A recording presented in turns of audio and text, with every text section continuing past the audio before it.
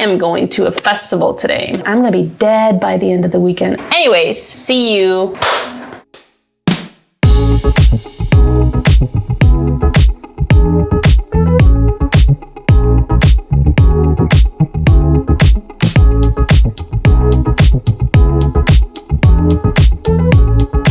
Just like I imagined, I was really super freaking tired after the festival, and I had the hardest time waking up Monday after the festival. And even though I was so tired that my eyes were closing all through that work that day, I was still able to go to the gym after work. So you can bet that I was really super proud of myself for doing that. So, I haven't been nearly as consistent as I would have liked with these videos. I haven't been posting for a long time, but there's nothing I can do with that besides just moving forward and like just trying to do better from now on. And also, we are back to the old mic setup because the lavalier mic that I have just ran out of batteries, and I am not about to postpone recording this video again just because I don't have the batteries. Like, this is the third try that I've had recording this video because the first one I forgot to turn on the mic, but I did record it. So my camera did record everything, and I have the whole 14-minute video on my camera, but it's just got no audio because I forgot to turn on the mic. Then for the second one, I was interrupted because my lavalier mic ran out of batteries, and then I looked at the footage and it looked like crap anyway because I tried to experiment with like the scenario I was in my living room instead of my bedroom, and it just didn't really work. So this is the third try, and I'm not about to keep postponing it just because I don't have any batteries. Anyway, let's talk about a week in my life, because I haven't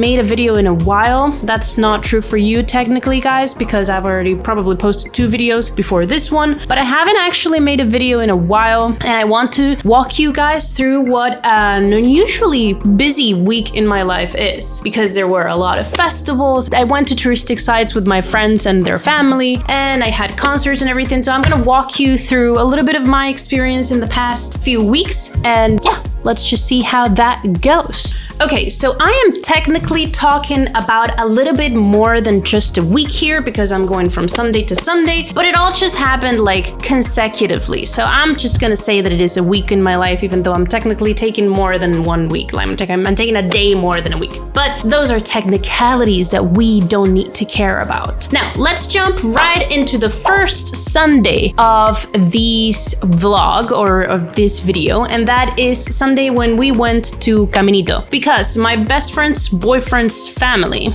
who is also my friend, like my best friend's boyfriend is also my friend. His family was here in Buenos Aires visiting him after not seeing them for more than 3 years, and they wanted to see touristic places in the city, and we are basically very, very close. We're like family at this point. I've known Isabella, my best friend, since I was 13 years old. So yes, we are technically like family, and when they said, hey, let's go to Caminito so that we can like tour around and just share some time and be together, etc., etc., I said yes, of course. And my mom is also here. My mom has been visiting me for the past 2 years almost, and I will take any opportunity that I can get to go out with her as well. So we went to Caminito, and fun fact, Caminito is very popular for going there to eat choripanes. And you have like these gourmet, really nice and expensive choripanes places, and it's a really nice thing to do there, and they are very genuinely good. So yes, you can go to Caminito and like eat choripanes. Also, fun fact, Caminito, like the touristic side of Caminito is a whole neighborhood, right? La Boca is a whole neighborhood in Buenos Aires. In Caminito, the specific part, touristic part of La Boca, which is Caminito, is like 4 streets. You just kind of go back and forth between the 4 streets, and that's it. So what can you really do in Caminito? You can eat choripanes, like I said, and you have these like artisanal stores that you can get souvenirs from if you're a traveler. And also the little, like the picturesque houses that you see that are all colorful and stuff. If I am understanding correctly, those used to be houses where a lot of immigrants used to live, and then they just moved, like they were relocated to better accommodations, and instead of like demolishing those little houses, they became like historic patronage or something, and then they made them like these souvenir stores that people can go to, and there are a lot of artisanal like journals and paintings, etc., etc. So yeah, lots of things to do. Not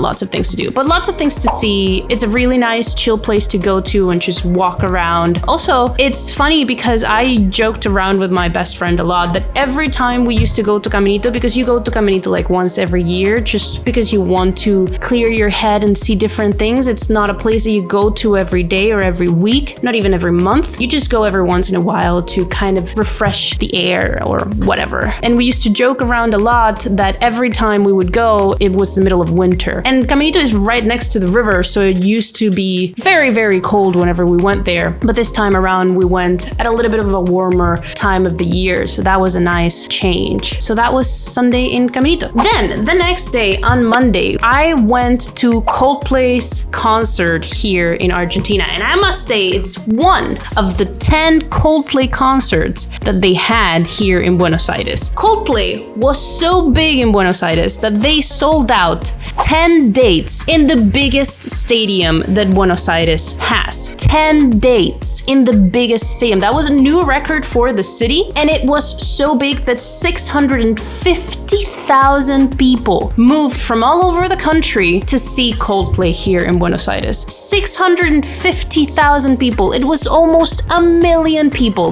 Maybe this is just me being from a small city. Like, my city is one of the biggest cities in Venezuela, but it's still relatively small compared to other cities in the world, and there were hardly any ever concerts there. So I was just baffled by the fact that Coldplay was able to mobilize 650,000 people. And I say mobilize because it's not just people in Buenos Aires who go to these concerts. You have people from other provinces in the country moving from their province to Buenos Aires, renting hotels, paying transportation, etc., etc., etc., just to go to their concert. So they were able to mobilize almost 1 million people in the country. For me, that's pretty impressive. And it was honestly one of the best experiences that I could have had in my entire life. Like, going to a concert in Buenos Aires, I am a firm believer that going to a concert in Buenos Aires is one of the best things that you can do. If you ever have the chance to come to the country and there is a concert, you should go. Even if you don't listen to the artist, you don't know them that much, go to the concert, because the crowd here, the public, is just going to blow your mind. There's one thing that Chris Martin said in the middle of the concert that I really resonated with, and that is that we are constantly bombarded with bad news, and there are bad things happening every day, and you're just filled with these sense of hopelessness, like there's nothing you can do and everything is crap. But then you go to these type of events and you see people enjoying themselves and singing to the top of their lungs, and it's just, you feel how everyone is happy, and it just, you can't help but feel happy with people that are enjoying themselves there as well. I am really super happy that I went to the concert. At the beginning, I wasn't planning on going to the concert because getting tickets for concerts here is incredibly difficult. They sell out, usually if it's a big band or a big artist, they sell out in less than 3 hours. And getting on the online queue to buy the tickets is just a ridiculous affair. And I wasn't up for that. I like Coldplay, but I'm not such a hard dive fan that I would put myself through such difficulties. But a friend of mine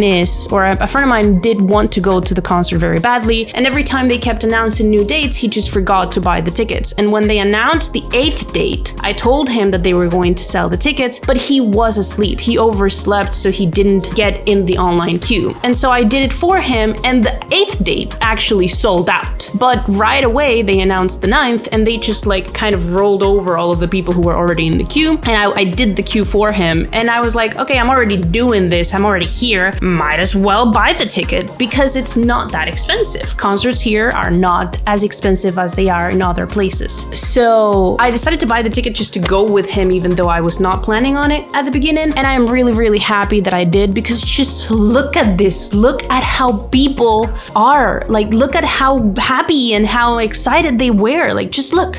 It's honestly one of the best experiences. You could really feel in the air how happy everybody was. So I really do recommend that you go to a concert here if you have the opportunity. Also, leaving the stadium, leaving the concert, is just as impressive as when you are there, because you have the streets filled with people. It's this whole sea of people who are trying to go home, and it's just impressive that the streets obviously collapse. No cars can move anywhere. Finding a taxi to get back home home is basically impossible. But there is public transportation. That stadium is very well located and very easily to get to public transportation, or maybe not very easily, but a lot easier than it was to get to public transportation at the festival the weekend after that.